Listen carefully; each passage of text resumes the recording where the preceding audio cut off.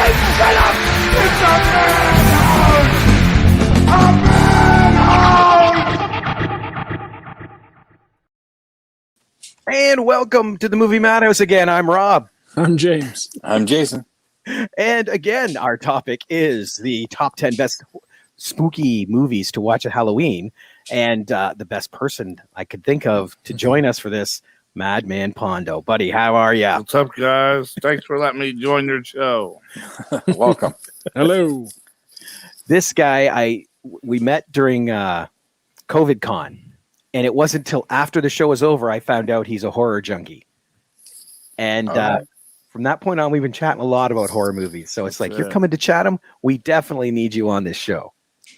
First 3 jobs was video stores. So like I've explained to Rob, you watch all the good ones and then you're left with the 50% shitty ones. So then you watch those too. And here we are.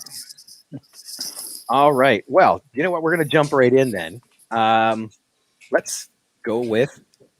Oh, there's Greg. Hey, guys. How you doing? Hey, Greg. Hey, Greg. Oh, look at this Joe guy. Says Pondo. Greg missed us last week. Yes, he did. But we're back. Now, we're doing number 10. So let's start. Jason, what is your number 10? Okay, so I'm pretty well documented. Horror's not my strong suit, not my go-to, but I do watch my share. And for me to have a top 10, I can't really say I can do that. I got a couple that are obvious, but so I'm just going to go with here's what I've been watching or what I'm planning on watching through this season.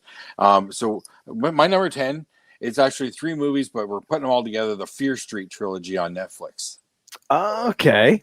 Okay. I just finished watching the finale, and well done. It never takes itself full seriously, except at a few really awesome, intense moments. But it really, like the first film, which starts in 1994, and then it tells the story backwards, and then wraps it up back again in the present. Like it's really neat the way it played out. Really well done story. Has a lot of fun, and surprisingly, being based on R.L. Stine books, I was expecting PG-13. This was hard R gore. Really? There is one of the most gory things I've seen in a film recently that made me cringe. It doesn't beat what Hereditary did to me because that's still imprinted, but damn, it was hard. Somebody didn't like Hereditary. I hated Hereditary. Too much story? Too much story. Too weird. So this was one of my biggest problems with Hereditary. So the brother tells the mom, "Hey, I'm gonna go to a party," and she says, "You're not gonna be smoking any weed, are you?" And he was like, "Nah," sarcastically, and she says, "Okay, but you have to take your sister." I mean, what mom? Okay, so then they go to the party, Hereditary. If I'm taking over the show, tell me. I'm sorry. No, you're good. They go to the party. He's getting high with the chicks. She eats a pie that has pecans in it, and she's allergic to pecans, so she can't breathe. So he's been smoking weed for about an hour, puts her in the back seat of the car, takes off for the hospital. She puts her head out to breathe. He hits a telephone pole, knocks her head off. He goes home, goes to sleep, wakes up the next morning. No police report, no nothing. Oh, wait. Spoiler alert. Spoiler alert. Yeah. Oh, did Jason freeze or is he just really thinking hard? No, Oh, he's thinking. hard. Okay. Oh, no, I know what Jason's doing. He's in his denial land. Gotcha. He's a fan of that film. Did you watch Fear Street? I did not. I haven't yet either, but I have heard good things. Jamie was talking about. That's who I heard him from too. He's back in his happy place. Okay, yeah, Fear Street, like especially that first one, set in 1994. So it starts up okay. It's a 90s slasher thing, but then it shifts and it's this type of horror movie, and then it shifts again and it's this. They play kind of a shell game with what kind of horror story they're giving you. And in the end, it ends up kind of being just this amalgam of multiple, and it works. I might have to watch this. I think I highly recommend it. Okay. Well, James, what was your number 10? My number 10, I went with Halloween H2O. Really? Yeah, that because that was one of the first. That was probably the first Halloween movie I'd seen all the way through. I had seen most of the original at when we congregated at a friend's house after we were done trick-or-treating, and they were playing, I think they had Pin playing and then Halloween stuff. But I saw this one in college and I thought it was awesome. I still think it's good, but like a very early Josh Hartnett, Michelle Williams, Jodie Lynn O'Keefe movie, and it had Jamie Lee Curtis coming back after 20 years, and it had a great ending if you forget about Halloween Resurrection. Well, it did. Yeah, and they crapped all over it with that one. So that's my number. Really, Halloween Water Edition. That's my number 10. I am going to switch the background for just a second to figure Gore because it should still be here. Yeah, there's the Halloween timeline we found out. So it goes Halloween, Halloween 2, and then Resurrection and H2O, or H2O and Resurrection. So Yeah. it ignores everything in the middle. Yeah. There's a lot. I'll be honest, I've only seen the original, the 2 Rob Zombies, and Season of the Witch. I think that's the only ones I've ever watched. I've seen the original one. I've seen the original Halloween 2, which picks up right where the first one leaves off, but it's really kind of boring. I've seen the one Rob lent me, with the little girl. Oh, Halloween 4. Halloween 4. And then the next one I've seen H2O. I saw Resurrection, unfortunately. I saw both the Rob Zombies, and I've seen the David Gordon Green Halloween. I haven't seen Halloween Kills yet. Yeah, that's another show. So I'm hearing. Yes. All right, Pondo, what would you say your number 10 is? I'll give you my number 10, but it's pitiful that Michael Myers, for some reason, can't kill rap stars. He can't kill LL Cool J. He can't kill Busta Rhymes. But That's true. There is an older movie. It's called Trick or Treat.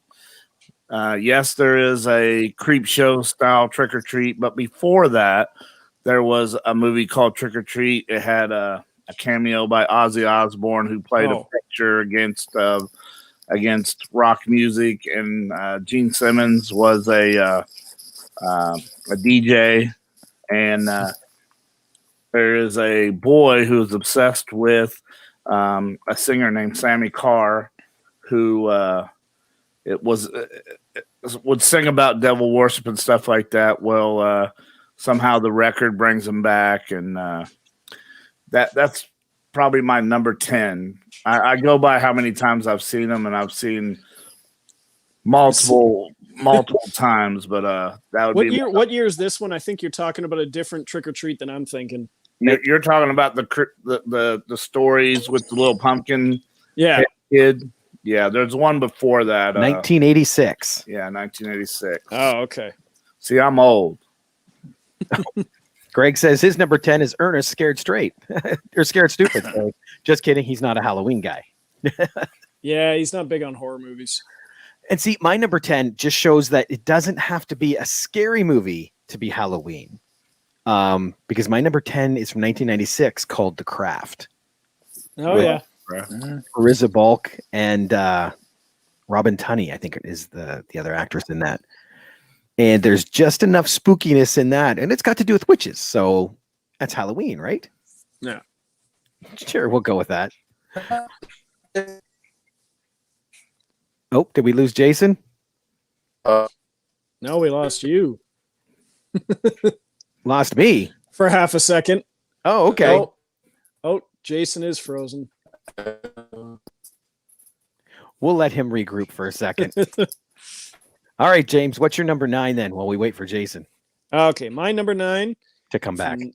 From 1985, and probably one of the first haunted house kind of movies I ever saw. House. Oh, I forgot about that one. There is nothing better than the scene where he's chasing the baby around the room that's got the hand on the back of his head. that and Richard Mall, skeletal Richard Mall with like decked out in his Vietnam era gear, saying, "Damn it, came back from the grave and forgot ammo." So true. House, right? Yep. Yeah. Jay Crawford said, yes, that was a good movie, Trick or Treat. As an Aussie fan, we had to watch it. True that. Yes. Big time. Can't believe I forgot House. All right, Jason, what's your number 9? My number 9 is one I'm going to be watching this coming weekend from Gavin Michael Booth, The Scare House. Ah, yes. Yeah, it's been about 2 years since I last watched it, but it's one I definitely got to go back to.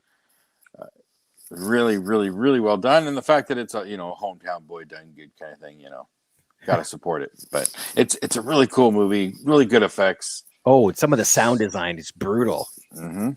Yes. There's a scene where there's a corset just being scrunched on this woman, and all you hear is a snapping and squishing. Awesome. Yeah, it's intense. Jay also said House was creepy as fuck. Yep. All right, Pondo, number 9. Mine would have to be Motel Hell with the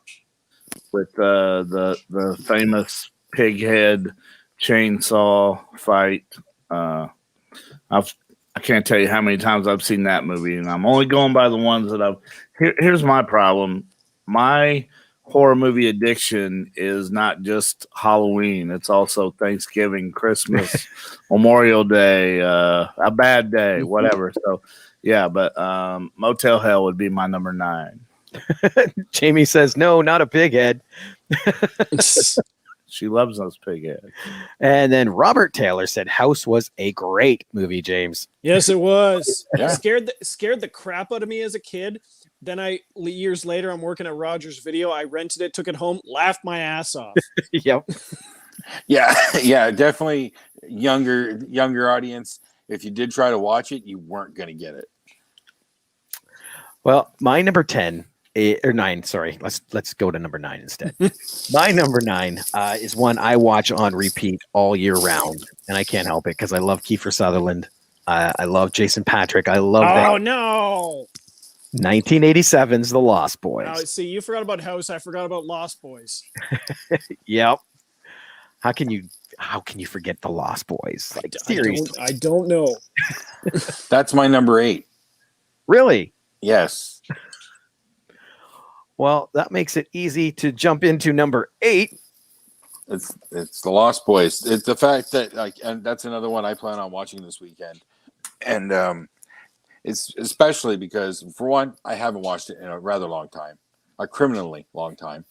But excuse me, there's talk of a remake. It's talking a lot of remakes. It makes it. I know, but this is one of those ones that just that stings. Like, yep. They don't do it. Okay, if it's not broke, don't fix it. Exactly. Because it's going to be made by the same people that did the Total Recall remake, and they're just going to focus the whole remake on the 3-breasted hooker. And in Lost Boys, that's that friggin' saxophone guy. I still believe. Oh yeah, the saxophone guy in Lost Boys is the 3-breasted hooker from Total Recall. They're the same damn thing. James, isn't that the role you had in Total Recall? Just clarifying. That was 3 balls. So Oh, balls. Yes. James, what's your number 8? My number 8 is from 2008. It is the film Amusement.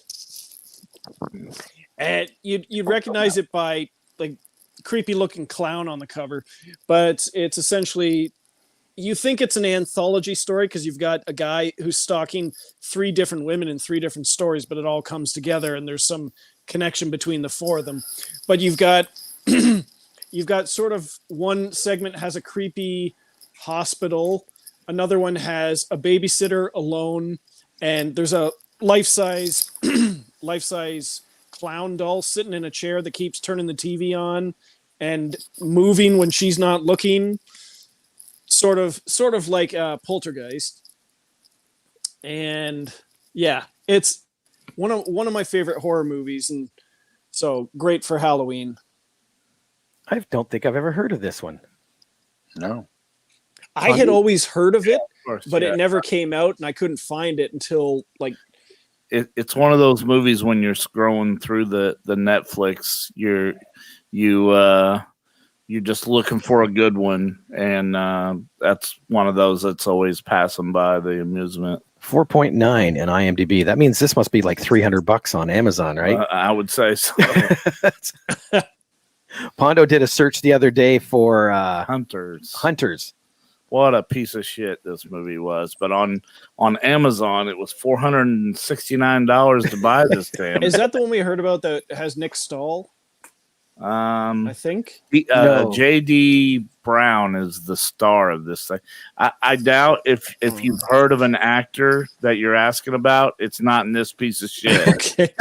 I'll tell you that. The only one I know that was in it was Leanna Quigley. Oh yeah, Leanna Quigley was in it. Yeah. There's only 2 places I've ever seen amusement for sale, and one was at this obscure used shop in London, and the other one was when Video Movie Shop was closing down. It's not easy to find, but I don't think it would run that high a price. Well, this one shouldn't either. All right, Pondo, what's your number 8? My number 8 is very, very long, but I have a Blu-ray that they spliced Evil Dead 1, Evil Dead 2, and Army of Darkness, all 3 on the same Blu-ray. So when the ghost is flying towards Ash, when he's screaming, then it goes into part 2 and throws him up against the tree, and then he hits the mud puddle. And then for the Army of Darkness, it splices the you don't see the original finish, but with the supermarket, it picks up right from there. I don't know how many times I've watched it, but it's wicked. Yeah. I would love to see that. Oh, and there's James. Hey guys. Hey James. Hey. Welcome to the show. That would be wicked to watch. It's pretty cool. Did you guys know that me and Rob's in the same room, or did you guys not know? No, I recognize the posters. Yeah, that's usually where James sits. So he's got the posters memorized. So it looks like Pondo's got a bunch of movies added together, and Jason threw a bunch together. So my number 8 is a couple tossed together, and it's It Chapter 1 and 2. Oh yeah. The new. Yeah. Because I still haven't watched 2. Really? Still haven't got around to it. Dude. It's even better, in my opinion. Yeah. Which means you won't like it. Yeah. Well, it doesn't bode well. The spider is at least 100% better in the sequel or the remake than it is in the original. You don't like white spiders? Not really. James just watched Halloween Kills. Yeah, we were talking about that earlier, and that's going to be a show all on its own, I think, because of the different levels that need to be discussed in that film. It's interesting. All right. Now we're on to number 7. Jason. My number 7, watched this this past weekend, The Conjuring. Oh, I forgot about that. It's been a minute since I'd watched it, but god damn, it is a fantastic movie. It still stands in my mind as one of the best just overall movies, horror movie, or just a great dramatic piece. Really? Yes. Oh, I nearly fell asleep. God damn. God. No, The Conjuring is just so fantastic. I love every bit of it. And I think I got to take a couple years apart. That way it'll still feel fresh. I'll still get those little jumps because those clap jumps, that works.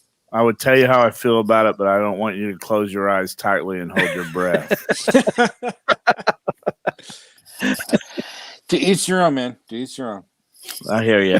That's what it's all about. To each your own. Indeed. But the one thing about it is, on TV they have those ghost hunters and stuff like that, and there'll be a family on the couch, and about that time, 45 minutes into the episode, the guy will go, "Oh my God, what was that?" And then the family will jump, and he's like, "I swear I saw the door move." That's kind of what ghost movies are to me nowadays. But there is a new one coming out called The Black Phone that looks like it's going to be pretty good. That looks good. Ethan Hawke. Yes. I literally just watched that trailer again earlier today. I think I have to look that up. I haven't heard that one. Oh, Ethan looks just menacing in it. Yeah. Absolutely. Whoa, geez, what the hell? Was there a hiccup? It just got really loud.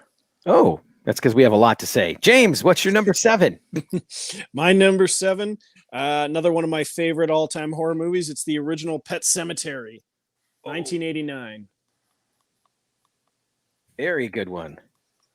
That one is actually really close to the novel, which I was impressed with because Stephen King's hard to translate. Yeah. Yes. Pet Sematary is, I believe, considered one of the better transitions. Not Maximum Overdrive? Hey, I love Maximum Overdrive. Actually, why don't I have Maximum Overdrive on this list? See? Well, I do now.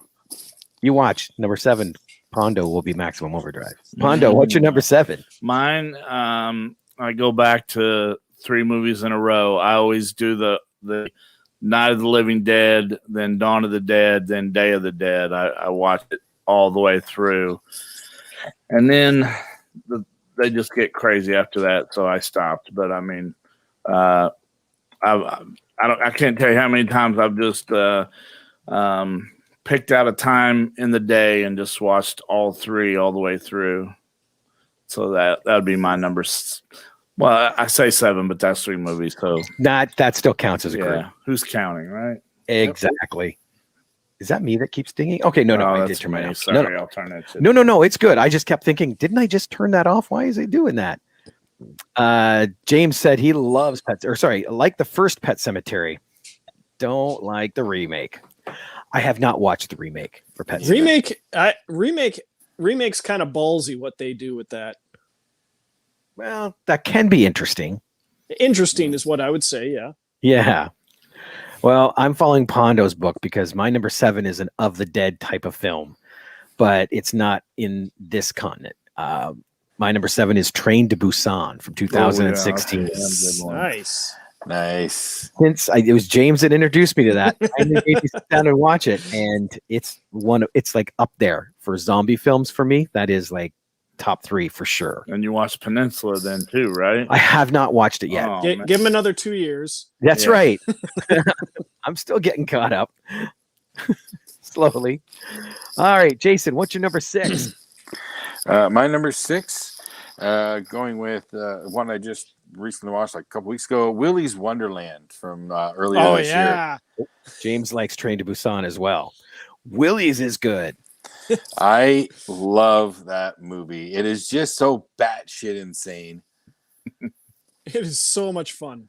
And not one word from Nicolas Cage. Exactly. That's like the best part. And see, it was a buddy of mine, Kenny Casanova, that kind of dared me almost to watch it. He goes, "You got to watch this Nick Cage movie where he doesn't say anything." I said, "There's no way there's a Nick Cage movie without at least 1 or 2 words."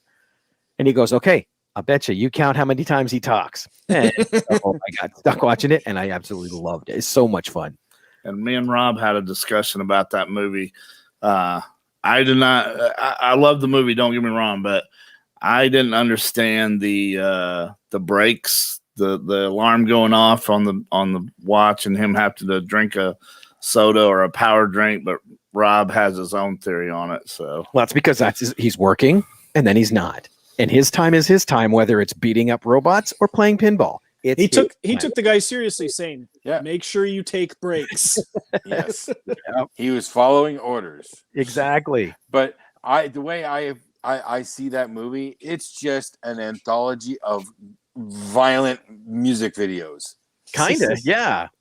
Everyone is a little bit different. They're all like a slightly different style, but they're just music videos of just brutality.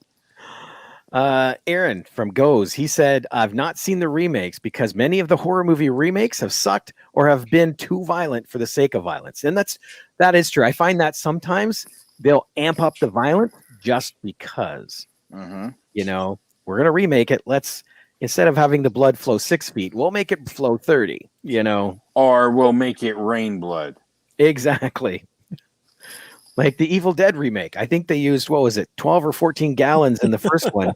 And they used like 5 times that in one scene. Yeah. I loved every drop. Yeah. I did enjoy that remake. That is one of the better remakes. I can admit that. I can admit that one too. I'm still a fan of the original. Sam Raimi. Oh, you know, yes. But they did a very good, James is right here too. Blood and guts sells. Yeah. It does. Add boobs in there too. Yes. Boobs, bloods, and guts. That's what it takes. James, what's your number 6? Well, I have my own mashed 2 movies together if everyone else is going to do it. It is the 2-parter, The House is October Built, Part 1 and Part 2. The House. And these are found footage films, and you have a group. It's like 3 guys and a girl, and they're going across the country trying to find the most extreme haunted houses, haunted attractions. And they keep getting rumors of this group of people that put on the most extreme haunted house called the Blue Skeleton. And as they get closer to it, they start seeing these creepy kind of carnival figures, carnies, popping up all over the place. And they're almost starting to stalk them. You get a young girl in like a creepy doll mask and these dead looking clowns. At one point, they steal their video camera, and then they're sleeping on their tour bus, and they're in there filming them, and they find the camera later and see the footage of themselves. And it's pretty impressive what they pull off. You got me. I've never even heard of that, but I will next time I see you. I will have watched it. Yeah, 2014 and 2017. Yeah. Nope. I found a 2-pack and watched them both. Put my rating on Twitter, and then 5 minutes later, it gets liked by the filmmakers. I'm like, holy shit! That's nice. All right, Pondo, what's your number 6? The one that has 15 minutes of story and is just action all the way through. After that is Dead Alive. Or Brain Dead, depending on where you're at. But here in it's Peter Jackson, isn't it? Yeah, I don't know. In Canada, is it Dead Alive or Brain Dead? I think it's Dead Alive. I think it's Dead Alive. Yeah, Dead Alive. I think the poster is like hands opening a mouth, and Yep, 1992. Wait, I've never actually seen it. Oh, really? No. Jason. You gotta be like me, caught up on everything. My number 6. Well, everything from 2010.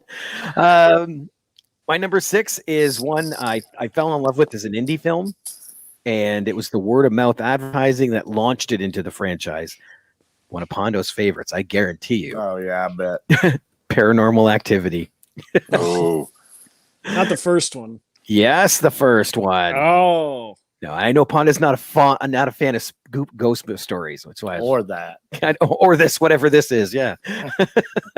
I loved it just because of what they did with so little, and the fact that it was all pushed by people. Oh, request it. Yeah. Request it. Yeah. Like, did you? I just read an article today that said that the studio initially, when they bought the rights to it, wanted to recast it. Really? Yeah. Yes, because they do that a lot. They did that with The Gallows, where they make their film, Hollywood buys it, and then they make their own. They basically adapt their own version of it. I'm glad they didn't. I kind of wish they did. James says very small budget too. Absolutely, it was. That was like the cool thing too. 17,000.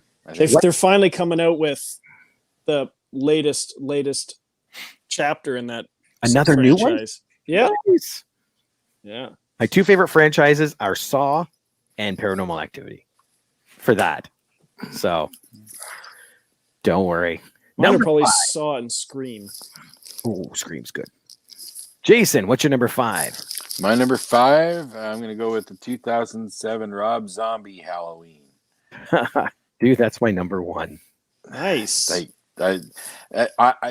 I do. There is something to be said about the original, but I really, really dug what Zombie brought to this film. Like to me, it was a nice breath of fresh air. Yes, he did up the gore factor, sure, but to me, it wasn't fully over the top. It was just brutal. Yep. I like the fact because honestly, Halloween Kills, I think, has some of the best violence for Michael. Like he is a killing machine in Halloween Kills. I like Halloween a bit more. Yeah, that's right, James. Good old Tyler Maine. I like Halloween from Rob Zombie a bit more because it's so violent, but it's a very grounded story still. You know, unfortunately, a lot of holes that we talked about on the show and stuff, but it is very solid, and it makes Michael into a very sympathetic mass murderer. Kind of, sort of, yeah. Yeah. Before we move on, though, what do you guys think Rob Zombie's going to do to the monsters? You think he's going to ruin it, or you think he's going to make it better? I'm very anxiously awaiting it. I think he is well documented as being a hardcore fan of that entire genre and that era of horror. So he is going to give it all the love. And I think this is essentially going to be like the passion project for him. Cool. I think you're right too. I just recently saw pictures of he let out like 3 stills or something. Yep. It's not going to be in black and white, though, is it? I saw the pictures were black and white. Like, I don't know. Don't know. Is that the pictures you saw, the 3 black and white ones? Yeah. Yeah. When I saw there was black and white, I remember thinking to myself, I hope the movie's not going to be in black and white. But I would doubt it. Maybe at a point or like the beginning or something, because he's played that trick a few times. Like a flashback sequence at the beginning. Yeah. So, yeah. Well, we'll have to come back to that when it comes out. so, James, number 5. My number 5 is a remake. It's House on Haunted Hill from 1999. Oh yes. Another one of the haunted house movies I had on this list. 1999, right? Yeah. Yeah. Got Jeffrey Rush, Taye Diggs, Famke Janssen. I did. I completely forgot about that one. Jeffrey Combs. Jeffrey Combs, yes, very creepy. Ah, well, Hondo, what's your number 5? I'm going with Total Action is John Carpenter's The Thing. Oh. I've watched it so many times, and thank God CGI wasn't created then, because it has the best special effects and keeps you going all the way through. So number 5 for me is The Thing. Dude, that's my number 4. And it's crazy how much those hold up even today. Mm-hmm. My older boy Tally just watched it for the first time, and he loved it. Like that whole head coming off the table into the spider and stuff, it's still so seamless. Mm-hmm. Oh man, I love that film. And I still love debating the end of it. Yep. What's the debate? About who's a thing, who's an alien, and who isn't. You think one of them's The Thing, huh? Oh, it's obvious. If you look at the clues, we're going to take 10 seconds. We're going to redo this. All right. The very end of the film, you have Childs coming up to McCready. Yeah. Right. And says, where's everybody? Oh, they're all dead. Blah, blah, blah, blah. Here, have a drink. And then it fades off. Right. 2 huge red flags. Well, Well, the first one, when Childs comes up and starts talking to him, there is no breath coming out of him. I never noticed that. If you watch, McCready is just puffing like a train, and there's nothing. Very, very, very little coming out of Childs. All right. Then he hands him a bottle and says, "Here, take a drink," which Childs does, and then McCready laughs, and they settle down. Where did he get that bottle? Because remember, all he's been doing all night is chicken Molotovs. Gotcha. So he's gave him a bottle full of gasoline. The alien drank it, not knowing it, is it? And that's why he laughs. See, that's why I got to come to Robert for this kind of shit like this. I don't think about that kind of crap. But it's weird. I read it, and now I can't look at it any other way. I can't. It's weird.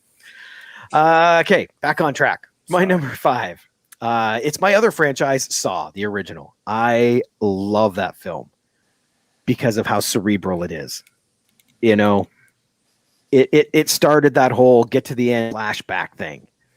And I thought that that time it was brilliant. And I love Tobin Bell in it, who played the best bad guy, not in the movie, but yes, he was, brilliant. Yeah. Hands down. It was a fantastic film. All right. Number 4, Jason.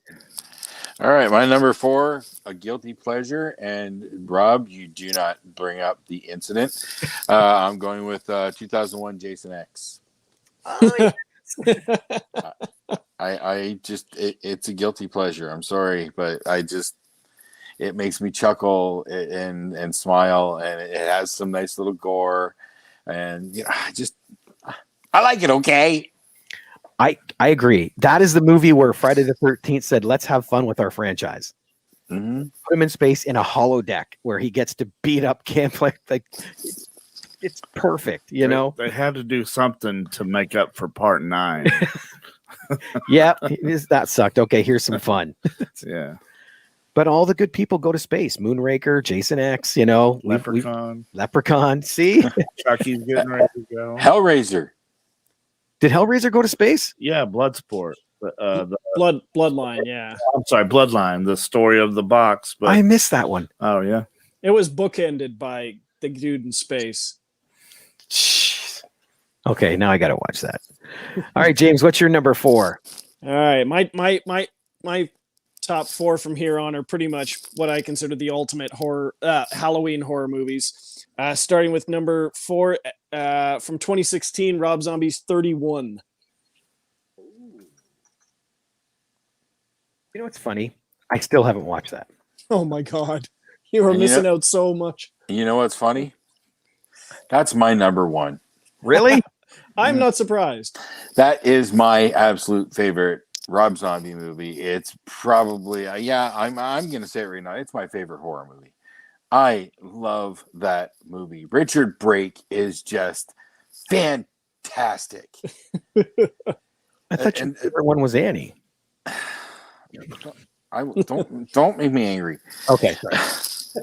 The opening monologue of just the close up on Richard Brake's face in black and white, and that monologue he gives, it's fucking spellbinding. Oh yeah. Okay, I gotta watch it. Yes. Yes. And the whole evolution of Sherry Moon Zombie in this movie. It's fucking brilliant. It's her best work. And the best use of Aerosmith is Dream On. Yeah. Yeah. So you would put Sherry Moon in 31 over her being Baby and House of a Thousand Corpses and Devil's Reject? For me, yeah, this one just wins. Just for her performance, because of the arc of her, like what happens to her character and where her character is at the beginning to the end. It's a brilliant performance on her part. In my mind, anyways. All right, now I gotta watch it. I do love her Baby, and I love how she cranked Baby up to 11 for 3 from Hell. Yeah, she did. But it got to be a little much, just a tiny bit at times. But her character in 31, it's phenomenal. I love that work. Okay. Well, Pondo. I got to go with The Shining, guys. I love The Shining, so can't tell you how many times I've seen it. That would be my number 4. That is a nice one. It's a slow burn one, but it is. Yeah, that's why I generally don't go back to it. It's too slow of a burn. I just can't make it. That's a movie with like story. And I can't explain it, but I like that. I like Dr. Sleep too. So I love Dr. Sleep. I love The Shining, but The Shining I love is the miniseries. Oh yeah. Supposedly it was more like the book, but I don't read, so I wouldn't know. I don't think I've ever seen the series. The one of the guys from Wings is Steven Weber. Yeah.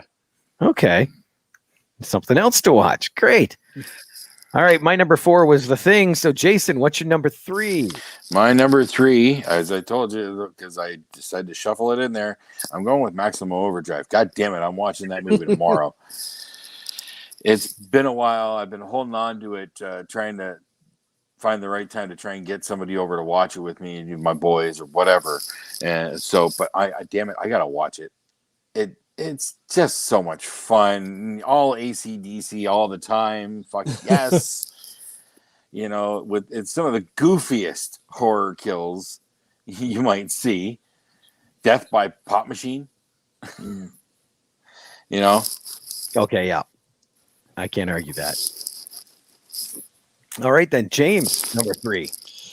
My number 3 is another Rob Zombie film. It is my preferred Rob Zombie Halloween film. It is Rob Zombie's Halloween 2 from 2009.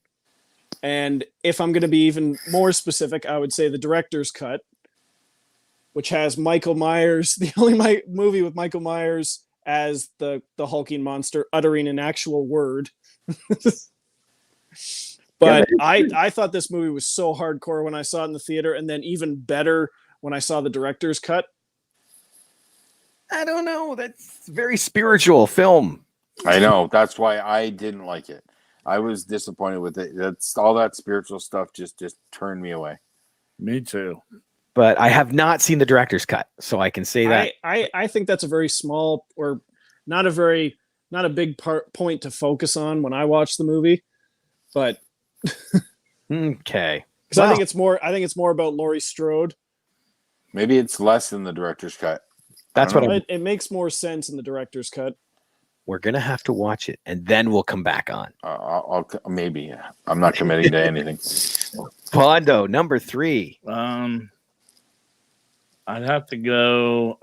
See, you guys aren't going to agree with me, but I like the campy stuff. Not 2 and 3. I wish they never made 2 and 3. But Basket Case, I loved Basket Case. Frank Henenlotter, I forgot all about those. I've only ever heard of those. 2 and 3. Yeah, same. I've heard of 3. They just went so downhill, but that first one is just such a brilliant movie, I think. Well, and that's because they didn't care. They were just making a film to make it. But once it became big, they had to try and keep the machine going. So, I wish they would have shut the machine off. 1982. That is good. I forgot about that one. Because now, Frankenhooker. I forgot about that one. Dang it. You want a date? I might have to redo my list. All right. My number 3 is a classic, an icon. The Man with the Fingered Gloves, Freddy. A Nightmare on Elm Street, the original, 1984. Oh. Nothing beats that one to me. Well, very closely, Wes Craven's New Nightmare. Very closely, only because of the way he upped Freddy. The glove was now part of him. He had a meaner look. And but the original, still, introduction of Johnny Depp. So good. So good. It is. All right. Number 2. We're in the home stretch. Jason. My number 2. It's going to be one, or maybe both, but the original Evil Dead or Evil Dead 2. I might just watch 2. I haven't fully decided yet, but I will be watching either both or number 2 very, very soon. There's just something about that classic Bruce Campbell. It draws me back in almost every year. So, and just what he does with himself in number 2, with the hand attacking him and the whole bit, Yeah. But it's really neat to watch one and then immediately watch two, because it is the retelling, but you can just see where they decided to lean into the camp so much more in number two, while keeping all the gore and shock there. Yeah, they had a lot of fun with that one, I think. I wish they would have been able to do Army of Darkness as Evil Dead 3, like to complete that trilogy instead of changing studios, but I was just glad that Army of Darkness came out. But I wanted that post-apocalyptic future, and it's been teased at us twice. Right. The best thing to watch, if you can, I don't know if you've seen it yet, Pondo, is Hail to the Deadites. It's a documentary about Evil Dead and its fandom. And no, I haven't seen that. Yeah. Never even heard of that. I'll see if I can get you a link to watch that. Because, Steve Villeneuve from Montreal did that, and he did an amazing job. It's even got Bruce Campbell in it. Oh, wow. It's so much fun. And it details exactly why people still love Evil Dead. You can tell the people by the one that they know it from, like whether it's Evil Dead 1, 2, or Army of Darkness. They had one fan on there that knew Army of Darkness and then found number 2. So went and watched it. She goes, well, if there's a 2, there must be a 1, and then found the original. Like, she basically watched them backwards. Wow. I went to Army of Darkness, unfortunately saw 1, and then moved on from there. And then this happens. James, honestly, I think I did like that girl. That's what happens. James is at the timeout. It's so bad. I'm going to be completely honest. I watched Army of Darkness before I watched the originals. Really? I was not a horror guy at all growing up. Very, very little that my cousins forced into me, but that makes sense. I may have seen, because I remember seeing in the video stores the Army of Darkness poster for years, but I went to visit my brother in Toronto for the weekend, and we watched it was some Freddy movie, and then we watched Evil Dead 2, and I'd laughed my ass off. I'd never seen it before. And then one of the guys there who was obviously a film nerd told the backstory on. They basically made Evil Dead 1, realized what they had, did it again, and actually tried to be funny. And it was hilarious. And it worked. I got talking with Jake from Shockstock, and we were talking about sneaking that first horror movie when you're a kid, how you got to be introduced to horror. And I remember mine was Terminator.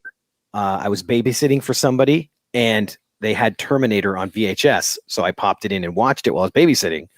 And I was only babysitting because I lived next door to the people, so my parents were right there. I was like 9, I think.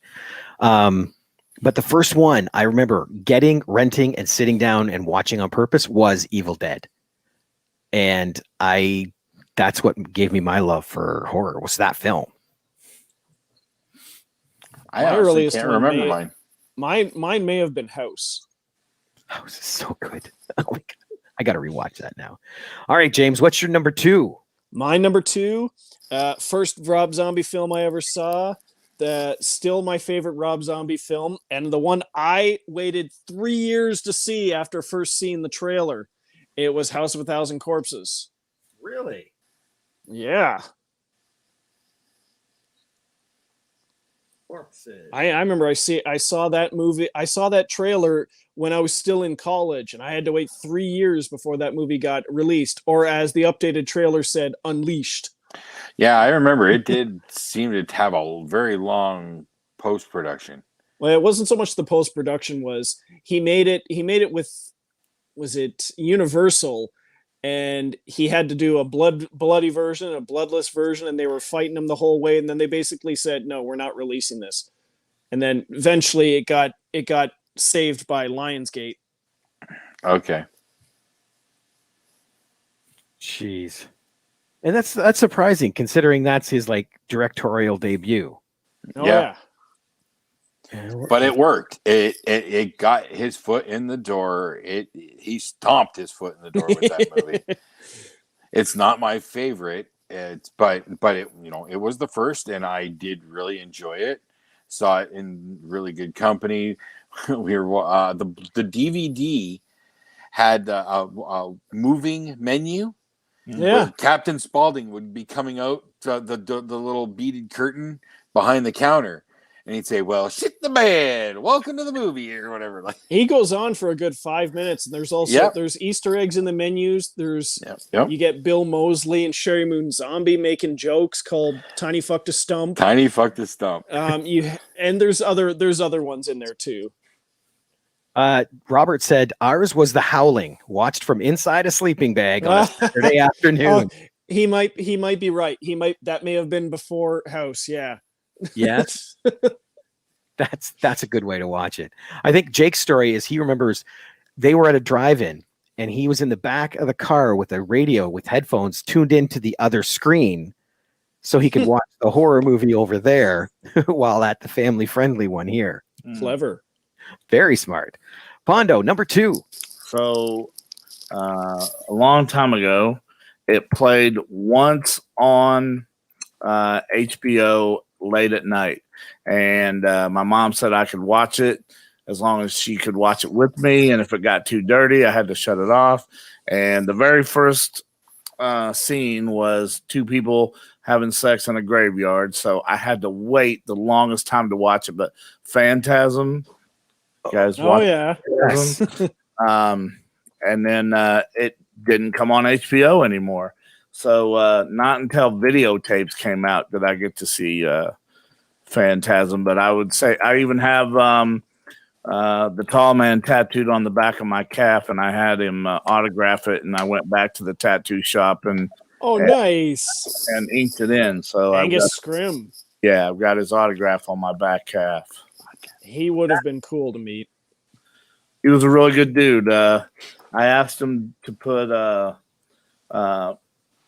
you play a good game, boy, and he, to begin with, said that due to, I don't know, some kind of legal whatever mumbo jumbo, he couldn't put that. And then he looked over at Don Coscarelli and he said, "You know what? You do play a good game, boy." And he went ahead and signed that. Oh, like nice. Yeah, that would be awesome because that's a wicked series. Yeah. I finally, I had seen the first one and then I found the 5-pack. You can skip that last one. You can skip number 5. The last one's not bad. It's the only one not done by Coscarelli, but I didn't think it was bad. Yeah. All right. Well, my number 2, to me, is the only vampire movie there is. It's from 1987 by Catherine Bigelow, Near Dark. Oh, yeah. And I love it because they don't say the word vampire, other than the end. The end sucks swamp water through a straw. Like, it's horrible. But I'm ready for it now. And Lance Henriksen, Jeanette Goldstein, and Bill Paxton from Aliens are in this. It's just, I love it. Bill Paxton. Not an original Fright Night fan at all? I don't mind it. But I think that was one of the ones I watched growing up, and it was always on TV edited. So I never really got to appreciate it. And then when I did watch it unedited, it's like, meh. Yeah. But no, to me, yeah. Not Lost Boys and Near Dark. I love them because they came out the same year pretty much, but they're completely opposite. Mm-hmm. Near Dark is dark and gritty. Lost Boys is bubblegum, popcorn, rock and roll vampires. Okay, now we are in the number 1 spot. We know Jason's 31, baby. 31. And we know mine. Mine's Halloween from Rob Zombie. James, what's your number 1? Well, just like Christmas Story is the ultimate Christmas movie for me, Trick or Treat from 2007 is the ultimate horror movie for me. The anthology from Michael Dougherty with Brian Cox, Anna Paquin. Who else is in there? There's a bunch of people in there. But just with the little kid, I can't remember what his name is, the Pumpkinhead kid. Yeah, he's got a name. Because the movie was based on a short. Yeah, it's on the Funkos, so yeah, he does have a name. Otherwise, I'm looking that up too. But yeah, I know he's got a name because I kept seeing it everywhere. Wait, does anybody play him? Trick or Treat, Making Friends, Dead Time Stories, Season's Greetings. Season's Greeting is the short that it was based on. Nobody listed as the pumpkin guy, so I don't have a name for him. Crap. I will find it. All right. but it's a great anthology movie, and it's great. It's kind of like Pulp Fiction in that you'll have one story going on, and regardless of what time the story takes place, you'll see someone from a different story going by in the background. Just like, oh wait, I know when this is happening because that's going on right now. See, that's cool because that's one of the things I love about Pulp Fiction is when you see them in the background of other scenes, and that's cool. I did not watch this. I think I will now. That one's been on my radar for quite some time, so I think I need to track it down. All right. But I'm still shocked by something else James said. What's that? Because we're in agreement about A Christmas Story. Yes. Really? That's weird. These guys, no. No. That was not the case last year at Christmas, was it not? We did our Christmas list. There's no way we matched. Christmas Story is the best Christmas movie. It's just that. Yes, it is. I gotta say Scrooged, guys. I'm a big Bill Murray fan. So. I love Scrooged. Now mine is always going to be Love Actually. Or Die Hard. I haven't figured out yet. And I'll throw Krampus in there too because it was also made by the same guy who did Trick or Treat. But that's true too. All right, Pondo, you're number one. Finish us off. All right, my number one has to be Hereditary. Joke. Total joke. No. My number one is now I have a past and a future now. The past is a movie called Mother's Day. It's from Trauma Films, and has rape in it. And so people think that I'm a sick guy for this being my favorite horror movie. But a mother is teaching her children to be out of the blue rapists and murderers and stuff like that. And there's 3 girls camping, and they fight them back. And that's my number one horror movie ever. And then the original? What the original? Yes. 1980. Okay. Yeah, not that other hunk of shit. And then now there's I have a new favorite that I've watched I don't know how many times, and part 2 is coming out pretty soon. It's called Terrifier with Art the Clown. Oh. Now do I need to close my eyes and hold my breath? I think so, dude, because I hated that movie. I love that movie. Oh, it made no Which one? sense. Terrifier. Oh, I never saw that one. Listen to him, you won't. You listen to me. It made no sense. Well, I mean, true, but neither did Phantasm, and it's a classic. So pretty soon, Terrifier will be a classic. And I go to horror conventions a lot, and those guys' lines are always really long. Yes, so. I know it's popular. I think you're right, Jamie. I think his name is Sam. I'm not obviously, again, I'm not that much of a horror guy. Well, this one just doesn't, I just don't get it. It's got an iconic villain. Like you see that clown smiling face. Yeah. You just don't like clowns, Jason. That's what it is. Yeah. But then you watch that clown carve a girl in half. Hell yeah. Like all with good her clowns tits would. out. You gotta buck naked, hanging upside down, Yeah. like starfished upside down, and he cuts her in half with, I think, a hacksaw. Hacksaw, yeah. What's wrong with that? Right. And none of us put this on the list, but we gotta add Texas Chainsaw 1 and 2, man. I mean, the remakes, sure. Not the remake. Not the original. The original is garbage. You know the remakes. My favorite line in the remakes is balance.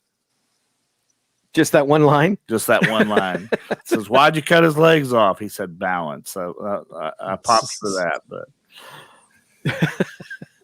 okay, that's funny though. I like that. That actually, I just went to Fear something. I sat there with John Cosper and signed books, and that Leatherface was one of the guests and had nobody in line. Really? Yeah, Ginger Lynn had more of a line than that Leatherface did. Well, that's porn. I mean, come on. That's right. That always wins. That's it. Okay. Oh, I'm trying to type and do this at the same time. There we go. Well, Pondo, thank you so much for joining us for this. Thank you for having me, guys. Hey, Pondo. Hey, by the way, I remember playing a video game with you in it many years ago. I get that a lot. I get people coming up to me and saying, "Man, I used to kick your ass all the time," or "I used you to kick other people's asses all the time." Yeah, I'm pretty sure it went both ways for me too. I'd use it both ways, man. Backyard wrestling, don't try this at home. Backyard wrestling, there goes the neighborhood. I wish that there was never another 2, 3, 4, 5 PlayStation and Xbox, because there's no more residual checks coming in. They don't give you residual checks for eBay. But that's true. I was on those two, and then Firestarter Pros for only PlayStation 2. I was on 3 video games altogether. That's wicked. I'm impressed you remember, Jason. That's cool. No, I'm glad that game stuck with me. It was a crazy wrestling game. Now it's like so obscure that people, when they bring it to wrestling shows for me to sign, everybody surrounds that person and wants to see what that video game looked like. Because if you remember, me and the Rude Boy is on the disc. We're not on the cover. Yeah. We're not on the cover at all, but we're on the disc. I'm breaking a light tube over his head. I'm wondering if I still have that somewhere. We have a box that has some old PlayStation games. I might have it. Time to start looking. Yeah, he'll be there April or no? Oh, this day? Yeah, I'll be around. I'll sign it for you April. No problem. If I've got it, I'll definitely be bringing it by. Which game was that? Which one did you have? Backyard Wrestling. Don't try this at home. The first one. Backyard. That's the one that you're on? Yeah. Okay. I'm on 3. I'm on both of them.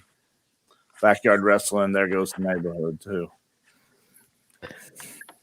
Because I'm pulling it up, just images, just to see if they have a picture of the disc, but they don't. They just got gameplay. Yeah, of course they don't have a picture of the disc.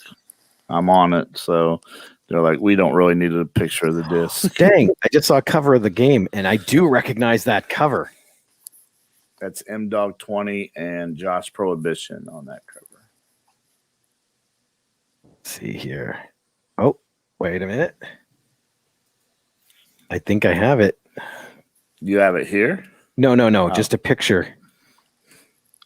Do we have 5 minutes? I'll tell you guys a funny story. Fire away. All right. So they flew me.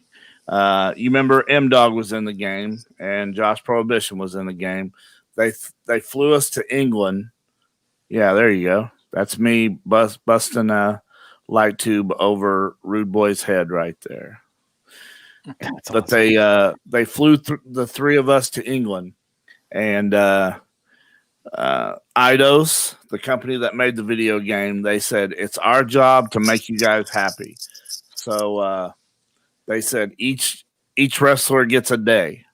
So M-Dog wanted to go to England's biggest flea market, which I didn't understand. Josh Prohibition wanted to go to the Holocaust Museum. And me, if you guys remember, do you remember that David Blaine was hanging underneath the London Bridge for 44 days without food and water? Oh, yeah. Uh-huh. That was mine. I said, I want to go see David Blaine because I had something in my head that I want to do. So 5 minutes before we got to David Blaine, I had him pull over, and I bought this huge-ass cheeseburger and bought this big-ass soda. And when we pulled up, I weaned myself through all these British people and got to the fence, and I looked up, and I said, hey, David. And he looked at me, and he waved at me, and I said...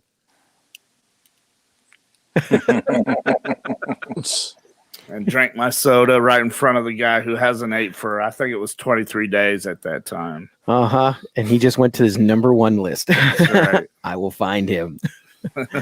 We had Robert chime in. He goes, great picks, everyone. I have a lot of TV to watch now. James's real number one favorite is Jiggly. Halloween Director's Cut. I can never say that title. His number one is It's the Great Pumpkin, Charlie Brown. That almost made my list because I watch that every year. Who didn't growing up? You know, Kids today are so spoiled that they can throw in a Blu-ray and watch it. But back in the day, we had to wait till Halloween for that damn thing to come around. And Rob thinks that's a joke. I am a big fan of Gigli. Oh, really? Yeah. On purpose? Yes. It's a great movie. Oh, if dear. you watch it. Maybe that's the problem. I have not pulled that trigger yet. There you go. I watched all the movies except James said one about an October. What was that again? The Houses October Built 1 and 2. Houses October Built. I'll find it. You don't have to see part 2, but it's a nice continuation. I will do it. I am sending it to you right now, Pondo. Okay. Robert comes up with, man, I have watched damn near every horror movie you can think of, but Robert always pulls something out of his ass that I haven't seen.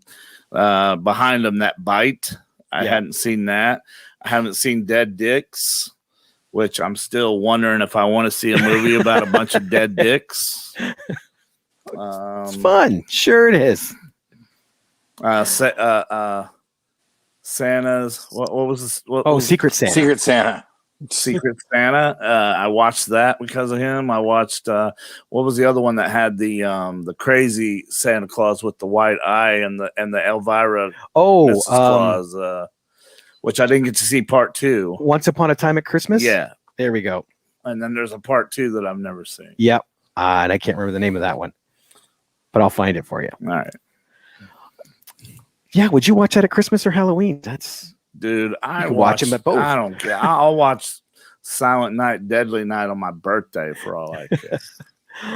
All right. Well, again, Pondo, thank you so much. No, thank you guys. All righty. For another week at the Movie Madhouse, I'm Rob. I'm James. I'm Jason. And our buddy.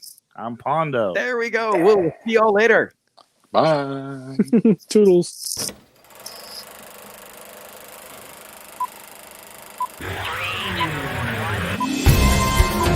I say shut up! It's a man!